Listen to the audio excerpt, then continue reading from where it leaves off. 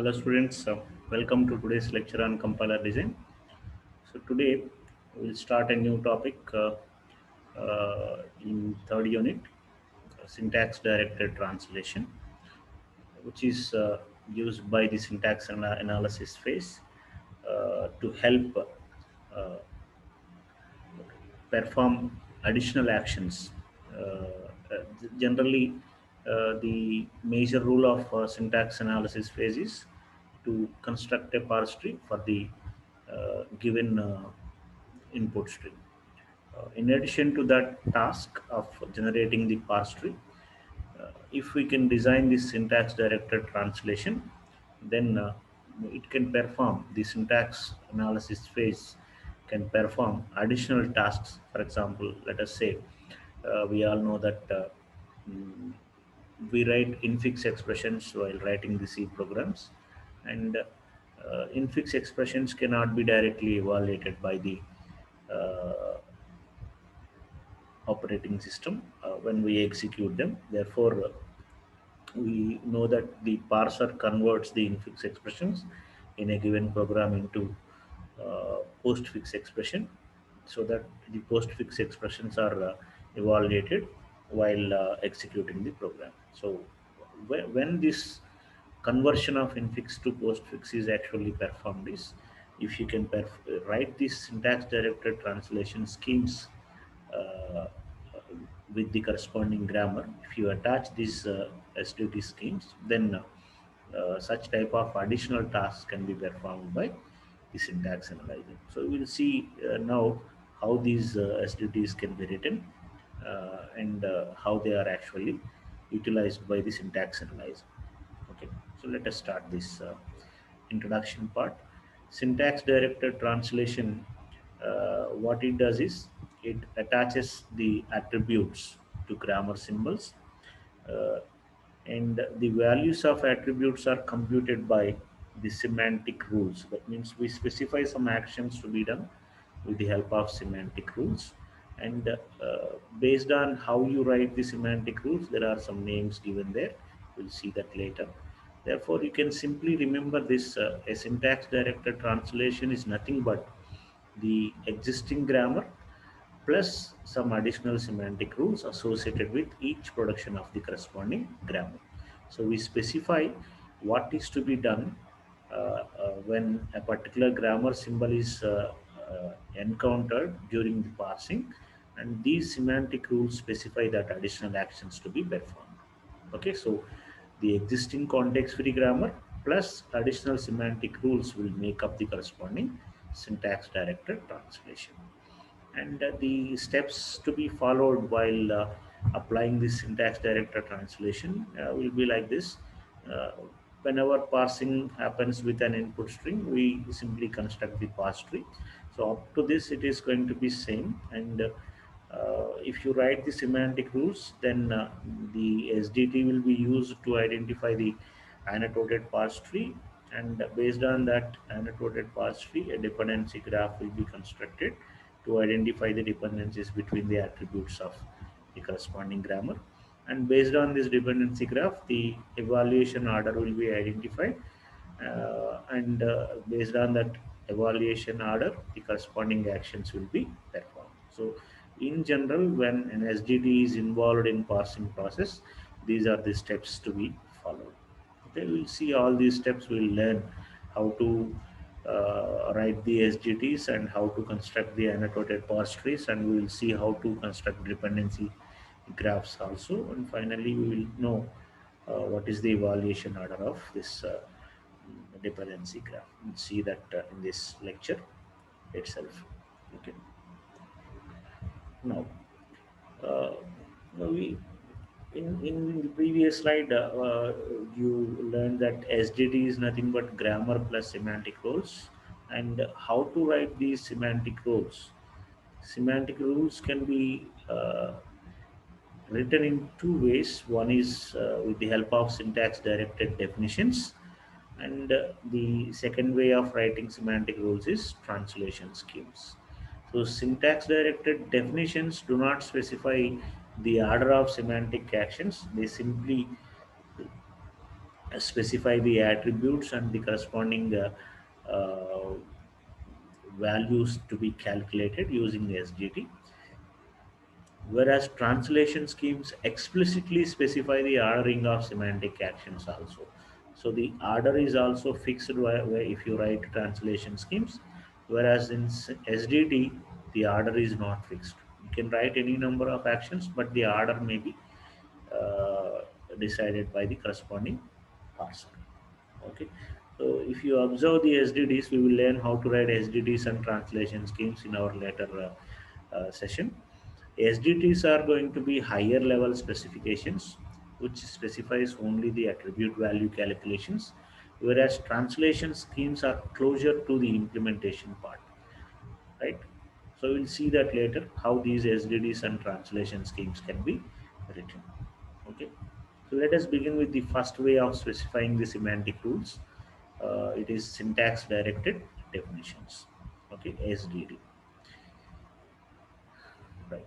A syntax-directed definition is a generalization of context-free grammar in which each grammar symbol in the grammar uh, is represented in the form of a collection of attributes, where an attribute can be of any type in the corresponding language. It can be uh, defined with a valid data type of the corresponding language.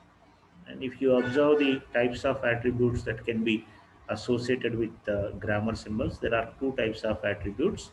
One is synthesized attribute, and the second one is inherited attribute. We'll see what are these synthesized attributes and inherited attributes later. I will explain them with the help of examples. Okay, so overall what you need to understand is SDTs are basically defined with the help of either synthesized attributes or inherited attributes, or a mix of these two types of attributes also. Okay, so you need to understand what are these synthesized attributes and inherited attributes properly to write the SDTs. Okay, so we'll start that understanding of the types of attributes later. But for now, what are the attribute dependencies? Attribute dependencies are actually represented in the form of a graph, which can be called as annotated parse tree, and with some directed edges. Okay, so dependency graph is nothing but an annotated parse tree with directed edges showing the dependencies between the corresponding attributes. Okay, so computing the attributes is known as annotating or decorating. Okay, please remember these names.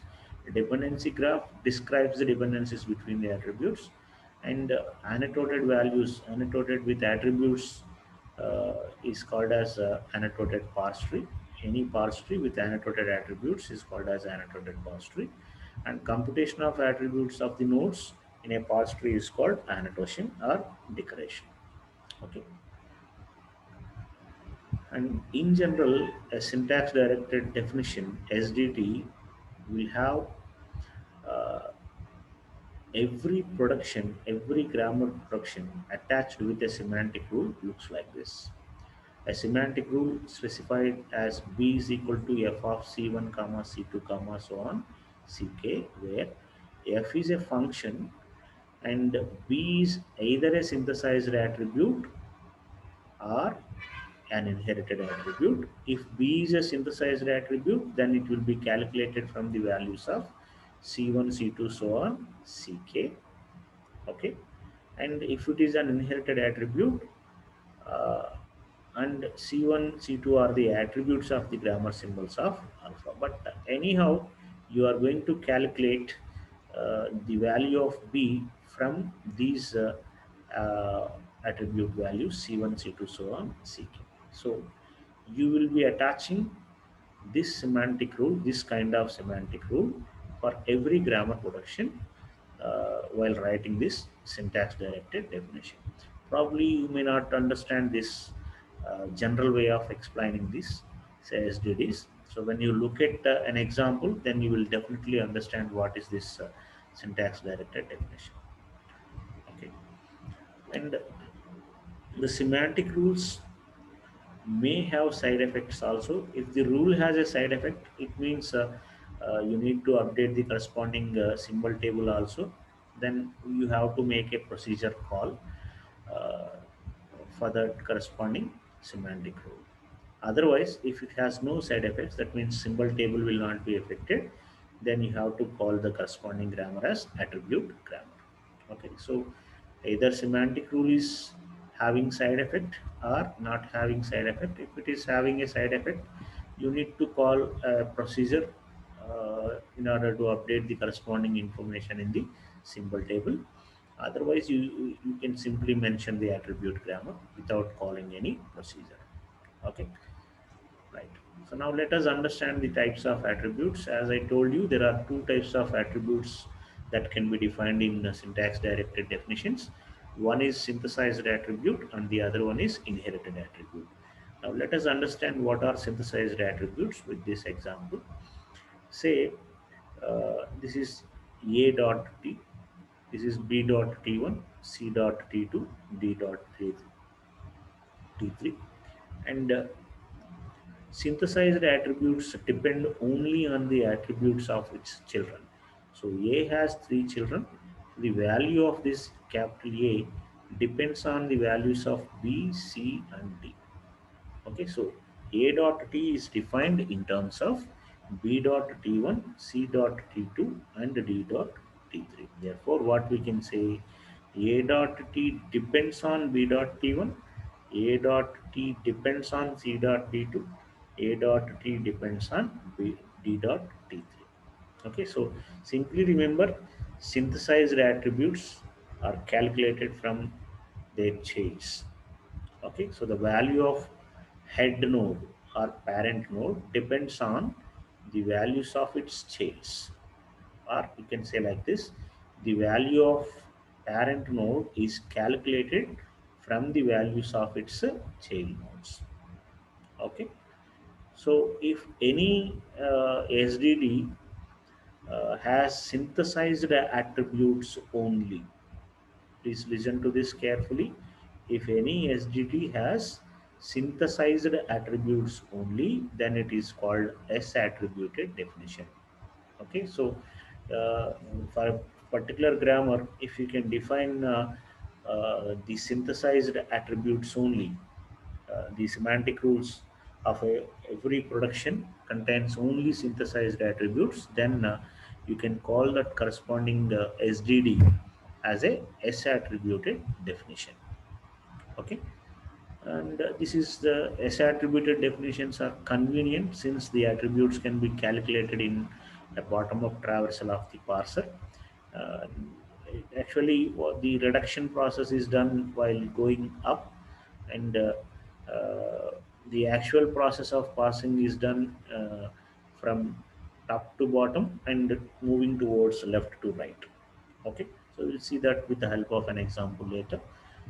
This is what synthesized attribute is. Synthesized attributes are nothing but the uh, attribute, synthesized attribute is calculated of a parent node is calculated from the attribute values of its children. Okay. Now see this example. These are the productions we have, and these are the semantic rules defined. If you observe this, L dot value is equal to E dot value, because this production can be represented as L with an H and E. Therefore, E is a child of capital L, and a new line represents end of the corresponding statement. Okay, therefore what it does is L implies C means that whatever value is there in capital E, it will be copied to capital L. Therefore L dot value is equal to E dot value. That is the semantic rule. And E implies E1 plus T. This means that the value of E is calculated from the values of E1 and T. Therefore E dot value is equal to E1 dot value plus T dot value. And E implies T means that the value of E depends on the value of T. Therefore, E dot value is equal to T dot value, and so on like that.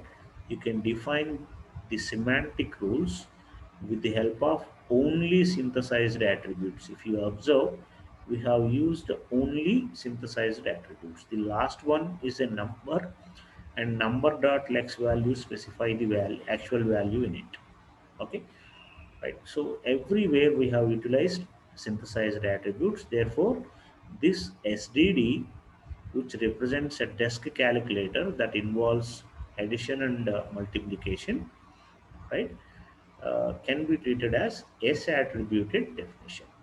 Okay, S attributed definition. Why it is called S attributed definition? Because the corresponding SDD has only synthesized attributes. If you look at the semantic rules written in this grammar, every semantic rule contains only synthesized attributes. Okay, so you can look at this diagram to understand this properly. Suppose I want to draw a parse tree for this input string 3 into 5 plus 4 followed by new line character slash n. Okay. Now the parse tree for this will be built like this. We'll start with capital L. L if you look at this, L implies capital E new line. Therefore, L implies capital E new line. So do not write these values uh, at this moment. Just represent the parse tree while you practice. And the E can be written as E plus T, and this E can be again written as T, and T can be written as T star F, and this T can be written as F, and F is number. Okay, and this F can be written as number. This T again can be written as F, and F can be written as number. Now, while evaluating, you need to come like this from top to bottom and left to right. So when you come across this number, when you are going back, this is a reduction. Immediately you will replace this number dot lex value as 3. This first number 3. Okay, and when you go back to this F, it means a reduction. Number to F is a reduction. So whenever you come across a reduction, you simply perform the corresponding action. Please listen this point. Whenever you come across a reduction, simply perform the corresponding action. What is the action there? F implies number. What is the action? F dot value is equal to number dot lex value. Therefore, F dot value becomes 3. Okay. So while coming like this only, the values are substituted. Again, when you go back, this is going to be a reduction. Okay, that is T implies capital F. What is the action in T implies capital F? It is T dot value is equal to F dot value. So T dot value is same as F dot value, which is nothing but 3. 3 is copied here. So when you go back, it is T. Now it is not reduction. Uh, it proceeds with the left to right option. It goes to star and then it goes to F dot value. Then it comes over here. In normal process, while going from top to bottom, it will not replace anything. When it starts upwards, then reduction process begins. It means F implies number, therefore the number 5 will be, second number is 5, therefore number 5 will be copied to this F. And when it comes over here, it is going to be T implies F, a reduction, therefore 5 will be, uh, whenever it identifies T implies T star F. What is the action for T implies T star F? It is going to be T dot value is equal to T1 dot value into F dot value. So it will be performed. So the value is 3 into value is 5. So 3 into 5 will be calculated and T dot value becomes 15 over here. Okay, and when it goes back, it is a reduction E to T, therefore the value is copied to here. So you can see it, E to T is E dot value is equal to T dot value. Okay, so whatever T dot value is there, it is simply copied over here. And when it goes back, it is not reduction, it is continues with this process of left to right. And when it reaches T dot value, f dot value, and then number. When it comes back, it is a reduction. So number 4 will be copied to f dot val, and the same will be copied to t dot val. When it reaches here, when it goes back, it is going to be e implies e plus t reduction. So what is e implies e plus t reduction? It is e dot value is equal to e1 dot value plus t dot value. Okay, therefore 15 plus 4 will be taken, and the resultant value will be copied as e dot value 19.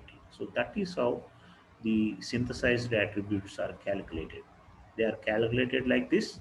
The parsing is done uh, from top to down, left to right manner. While it encounters a reduction, it applies the corresponding semantic rule. That is how the synthesized attribute values will be calculated. Okay. No, the second type of attributes is inherited attributes. Inherited attribute is defined in terms of the attributes of parent nodes or siblings, either from parent nodes or from siblings. You need to understand the difference between inherited attributes and the previous one. The previous one, synthesized attribute, calculates its value from the chains, whereas inherited attributes calculates their values from either parent or from siblings or from both parents and siblings. Okay, so if you observe the diagram here, this a is a inherited attribute because the value of a dot t is calculated from the parent b dot t1, the sibling c dot t2, and another sibling t dot d dot t3. Okay, so this is a inherited attribute. Therefore, what we can say, a dot t is defined in terms of b dot t1, c dot t2, d dot t3, where b dot t1 is a parent of a, c dot t2 and d dot t3 are siblings of a. So a dot t depends on b dot t1, a dot t depends on c dot t2, and a dot t depends on d dot t3. Okay. So these inherited attributes are generally used in compilers when passing the contextual information forward is required. That means, for example, if you declare multiple variables in a statement, for example, say int x comma y comma z, in such cases, int will be forwarded to x as well as y as well as z. In such cases, inherited attributes will be utilized. Okay, let us have a look at this example to define the declaration statements. Say real x comma y comma z, that is, you can assume this real as float x comma y comma z.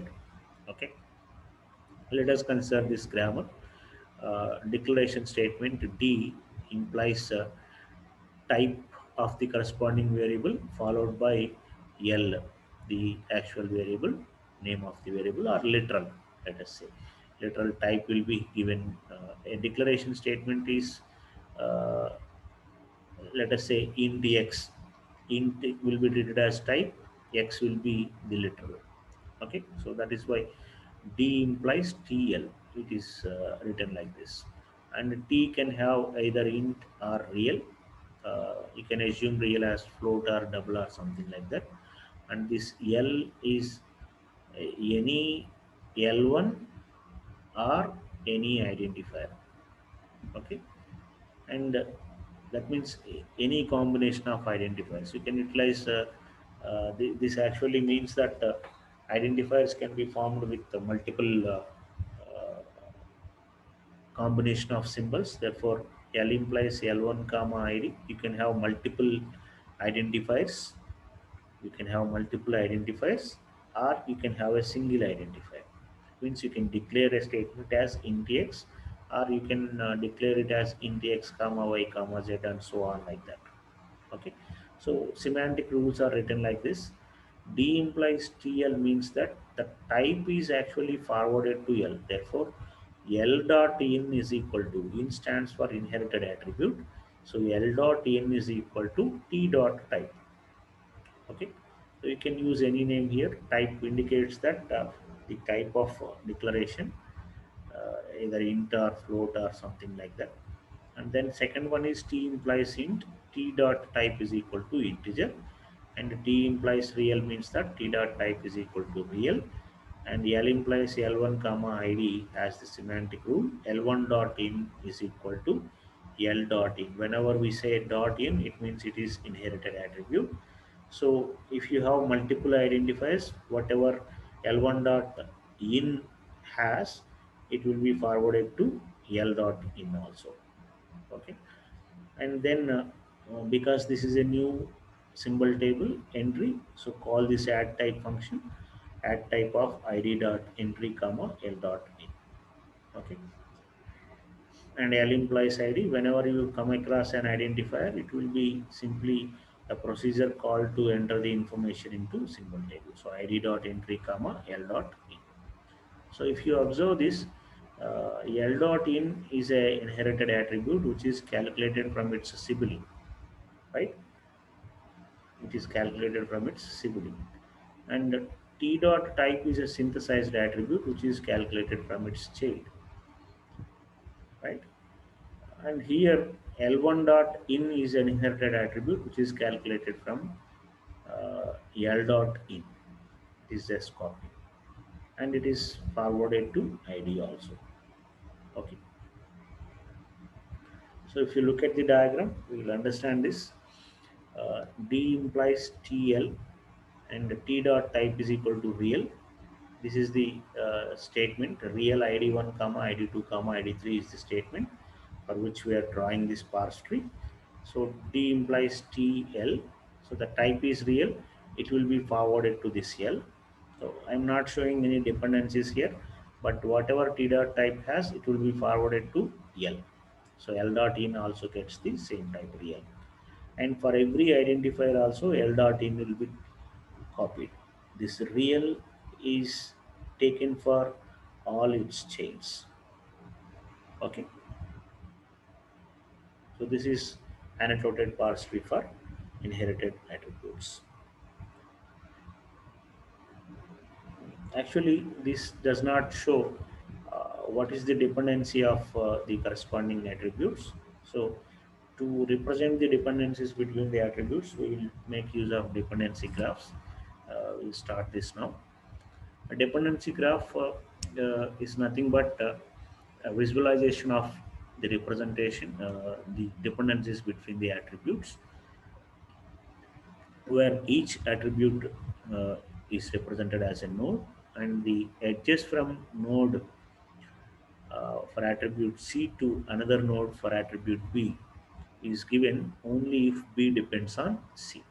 So B implies C, that is, they are connected if B depends on C. For procedure calls, that means if you have any symbol table entry procedure calls, then I introduce a dummy synthesized attributes uh, that shows the corresponding parameters of the procedure call.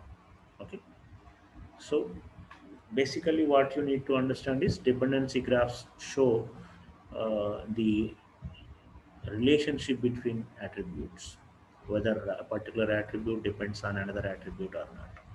Okay, let us understand this with an example. Say the production is E implies E1 plus E2, and the semantic rule is E dot value is equal to E1 dot value plus E2 dot value. It means they are synthesized attributes, and you can draw this like this.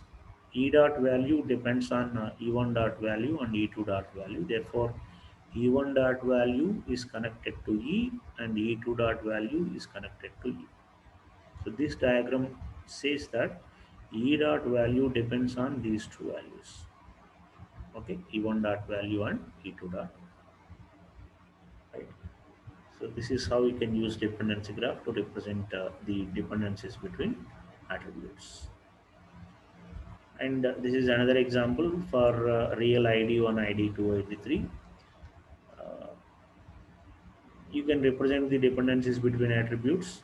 So we all know that the d dot T dot type has a connection with L, and the connections are given as directed edges. You need to understand that. And whenever there is a add type function procedure call, we introduce a dummy node and we connect it.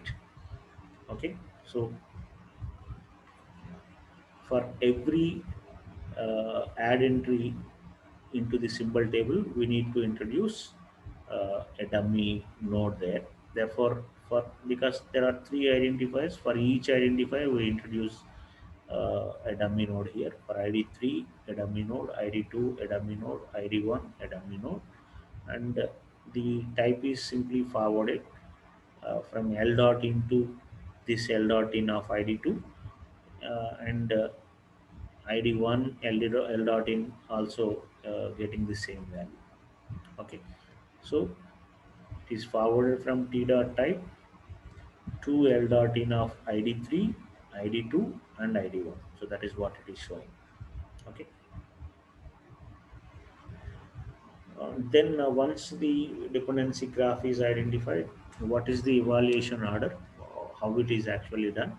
It can be identified with the help of a topological sort. If you recollect this topological sort, which is used on directed graphs, this graph can be seen as a directed acyclic graph, and therefore you can apply a topological sort in order to get the evaluation order of attributes. There may be several possible topological orderings for a particular directed acyclic graph. You can use any of them for evaluation order.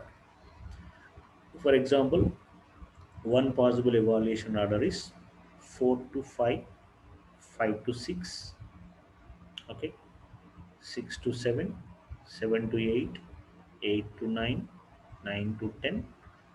Okay, this is the evaluation order, and starting with ID1 as 1, ID2 as 2, and ID3 as 3. This is the evaluation.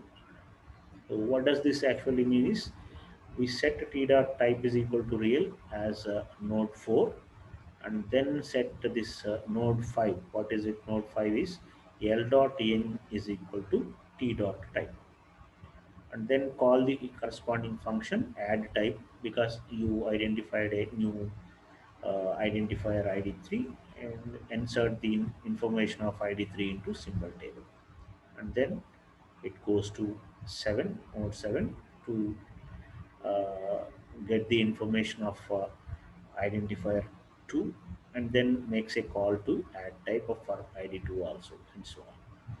Okay, so this is a example for dependency graph. And the evaluation order, a possible evaluation order, it may not be the same for every single graph. You can get more than one DAG orders by applying topological sort also. You refer to that advanced data structures concepts. Topological sort can be applied on directed acyclic graphs to identify the order of visiting the corresponding nodes. Okay, so that's all for today. We have seen how to represent STDs with the help of syntax directed definitions in this lecture. And also we have seen how the synthesized attributes and inherited attributes can be represented, and a dependency graph to identify the evaluation order of attribute nodes. Okay, so that's all for today. When we come back, we will discuss about the second type of representation of semantic rules, that is syntax translation schemes. So we'll see the translation schemes in our next session. Okay, that's all for today. Thank you all.